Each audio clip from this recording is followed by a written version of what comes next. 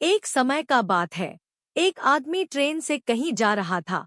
उसके पास कीमती हीरो की पोटली थी। उस आदमी को 2 दिन और 2 रात ट्रेन में गुजारने थे, क्योंकि उतना उसको सफर करना था और उसे कहीं पहुंचना था।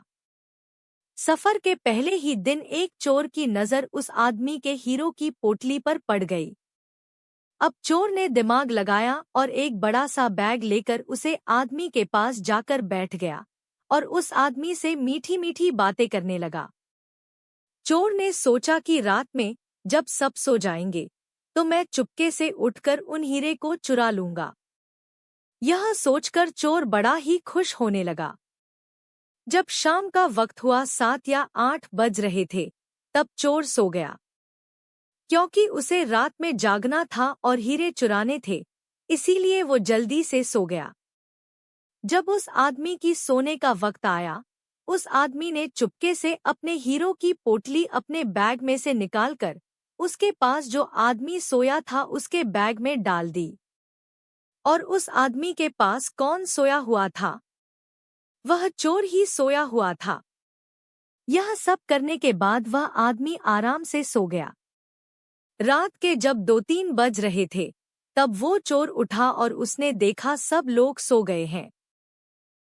फिर उसने उस आदमी के बैग को अपनी तरफ खींचा और उस बैग को पूरा चेक कर लिया।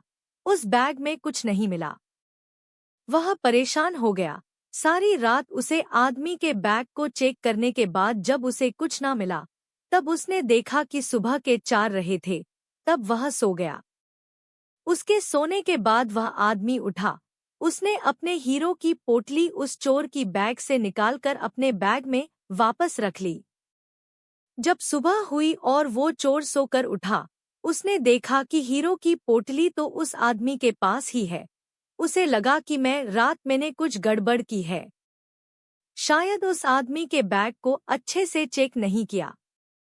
उसने फिर से प्लान बनाया कि इस रात बैग को अच्छे से चेक करना पड़ेगा। वह चोर फिर से शाम होती ही 7 बजे जल्दी से सो गया और उस आदमी ने फिर से अपने हीरो की पोटली को अपने बैग से निकालकर उस चोर के बैग में डाल दी।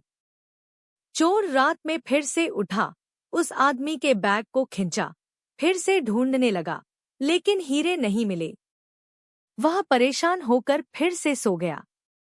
वह आदमी सुबह के 5 बजे उठा, अपनी हीरो की पोटली चोर की बैग से निकलकर अपने बैग में वापस डाल दिया। जब सुबह हुई, स्टेशन आया, वह आदमी स्टेशन पर उतरा तो चोर उसके पास आकर कहने लगा, मैं जिंदगी में कभी चोरी नहीं करूंगा, बस मुझे इतना बता दो कि हीरो की पोटली रखी कहाँ थी? उस आदमी ने कहा, अरे मूर्ख, तू अपना सुख दूसरों की तरफ ढूंढ रहा था। अगर तू खुद के अंदर जाता तो तुझे सुख जरूर मिलता। अगर तू अपने गिरेबान में झांकता तो तुझे पता चलता कि तू चोर नहीं, मालिक था। वो हीरो की पोटली तेरे ही पास थी। दोस्तों, इस कहानी से हमें बहुत बड़ी सीख मिलती है।